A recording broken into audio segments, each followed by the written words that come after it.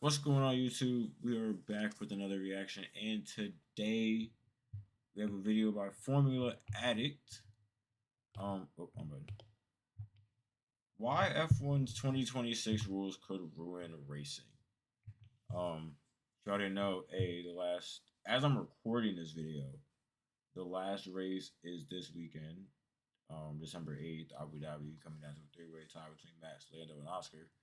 But next year we get 11 teams on the grid, and they're changing the cars and the regulations. So let's see how they could possibly ruin Could racing. cars run out of power in the middle of the straight? Could overtaking become completely artificial? Could the sport actually become more dangerous than ever before?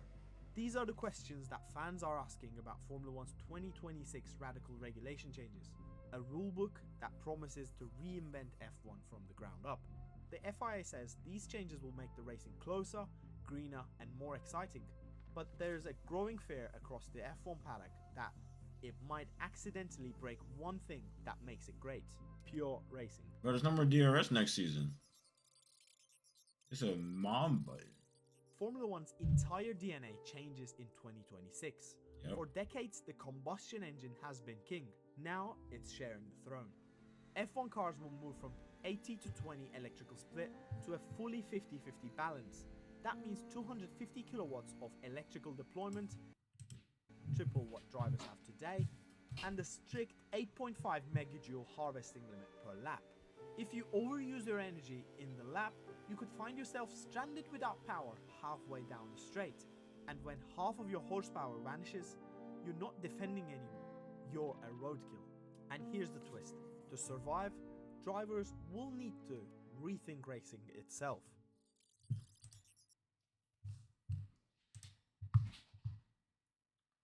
Hold up. I just had a thought.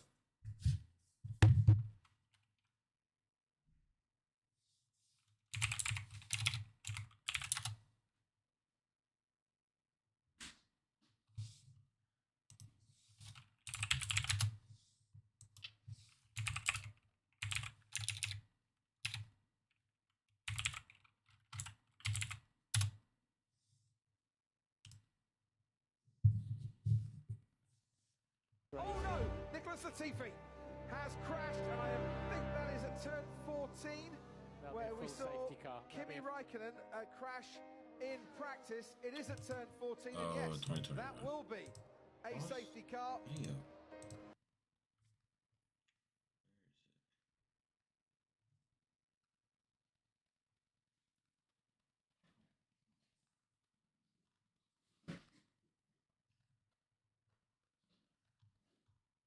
Has to be this one.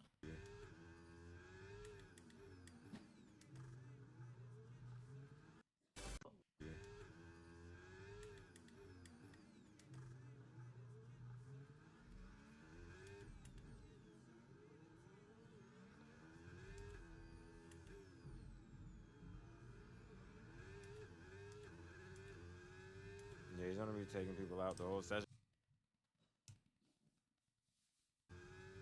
Yeah, he's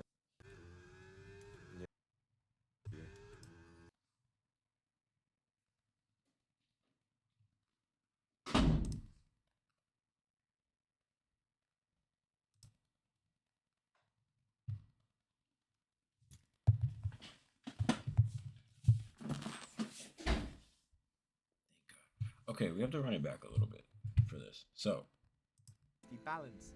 That means 250 kilowatts of electrical deployment, triple what drivers have today, and a strict 8.5 megajoule harvesting limit per lap. If you overuse your energy in the lap, you could find yourself stranded without power halfway down the straight. And when half of your horsepower vanishes, you're not defending anymore, you're a roadkill. So he's basically just saying you're gonna come to a dead stop almost, right? Watch what happens here. This is a perfect example of this.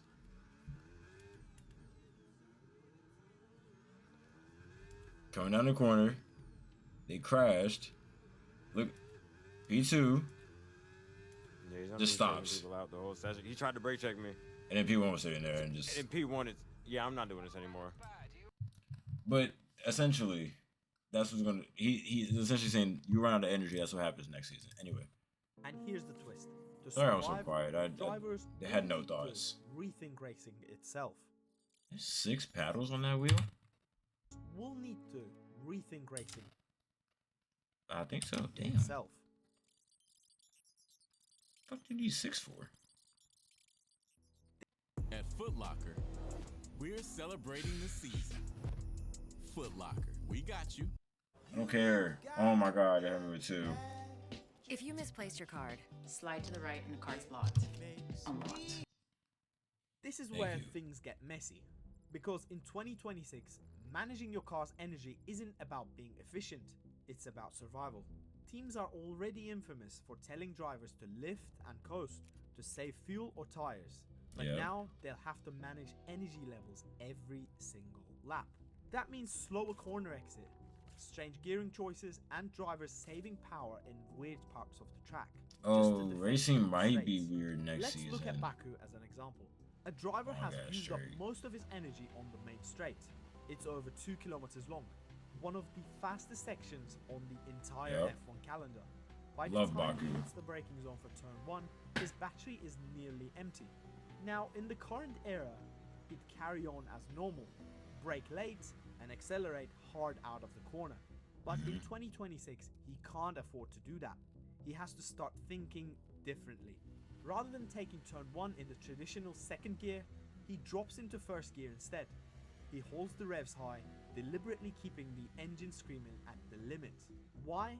Because the car is using combustion engine harder, forcing more kinetic energy harvesting to recharge the battery. Same thing happens at turn 2, down to first gear, running at the limit. It's slower through the So- corners, yes. They're gonna be turning it. They're gonna be shifting all the way down to first now instead of going into second. Cause, I don't know if you've ever watched me play like F1 or watched anybody play F1. You don't shift down in the first gear like at all, ever. You can take every turn in second. Cause like you said, you just brake late and you hard accelerate out of the corner. This is gonna change sim racing too. Damn. But the payoff comes later. By the time the car reaches the long top speed section that follows, there's enough electrical energy stored to deploy the maximum power again. I don't know if I like this Under the anymore. 2026 rules, this kind of micromanaging could be the difference between holding position or getting completely swallowed on the straight. One wrong calculation here and you're done. Let's take Montreal's Circuit Gilles Villeneuve as another case. Coming I out of love the famous Montreal. I hairpin love leading onto the back Canada. straight, a driver decides to save I more love this energy by track. staying in the lower gear and harvesting heavily through the corner. It's a deliberate, careful move, but he overdoes it. By prioritizing too much harvesting, he exits the Loses the corner slower position. than usual. The driver behind spots the mistake immediately, using his energy to attack down the straight. Within seconds, he's right on the gearbox of the car ahead. I love that and has final a turn. huge speed advantage. Not only this put the That driver final defending chicane. at risk here, but now because the attacker is within the detection gap, he will also have access to the manual override mode on the following lap. But what exactly is manual override mode? In 2026, DRS is gone. No. Instead, drivers will have a new weapon, a battery-based overtaking aid. Manual override gives them an extra 0.5 megajoules of energy per lap, and that extra push can be the difference between getting alongside or being stuck in the dirty air. It's a system designed to keep overtakes unpredictable. Unlike DRS, manual override isn't limited to specific zones. Drivers can use it anywhere on track. A straight, That's gonna be corner cool exit, though. as long as they're in range to trigger it. And that brings us to the crucial part, the detection gap. With DRS, the rule has always been simple. If 1 you're second. within 1 second of the car in front, you can open the wing within the zones. In 2026, the 1 second rule is gone. The FIA will now set a custom detection gap for every single track. Sometimes bigger, Wow. sometimes smaller, depending on how easy or how difficult the overtaking normally is. Oh my god, that's weird. I'm just trying to think of like Monaco. Monaco has what, 1 DRS zone, and that's coming down the main like straight out of the final turn.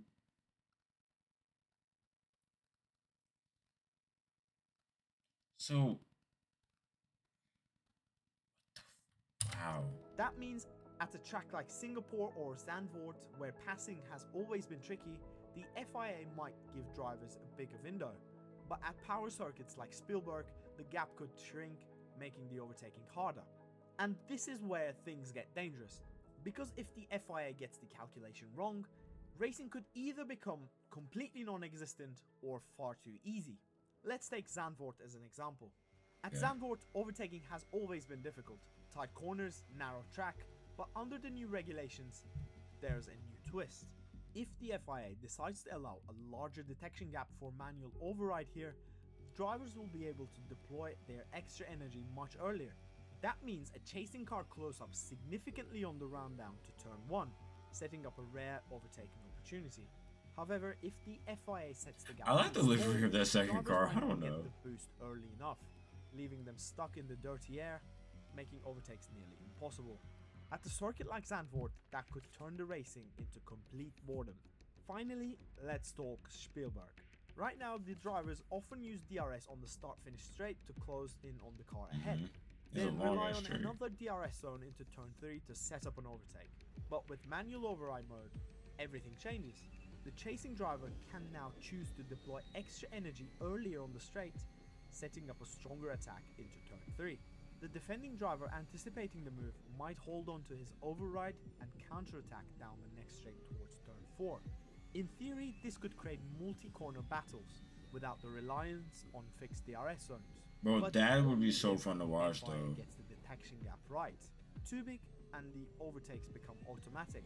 Too small and the cars won't be able to close in at all.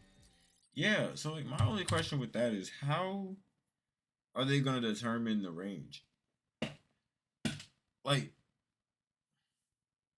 is it going to be, I don't know, like beforehand, before the weekend, and they're gonna drop like, hey, this is the zone, or is it like before the race, so off of like practice or qualifying data? I don't know. It's Dasher. There's a Vixen in there somewhere. I know there is. Alexa? Santa gets cookies, we get donuts. F1 already has a reputation for management, tires, fuel, engine temperatures, but in 2026, energy will dominate everything.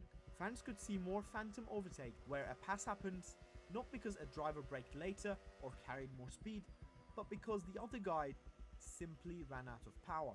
Safety adds another layer. Imagine at Spas Eau Rouge, 2 cars flat out. Oh. One loses battery mid-corner, dropping 350 kilowatts instantly. The speed delta could be catastrophic if the FIA's ramp down systems fail. It's also, this really is going to be interesting with 11 teams Energy on here, management won't 22 just cars. test the cars, it will test the drivers' brains like never before.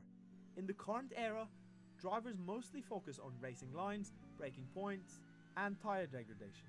But in 2026, they'll need to think like engineers while driving at 300. Bro, this AI is fire. Williams driver Alex Albon has already warned us about this. Quote, let's say a driver who's quite smart can understand the system and abuse the system.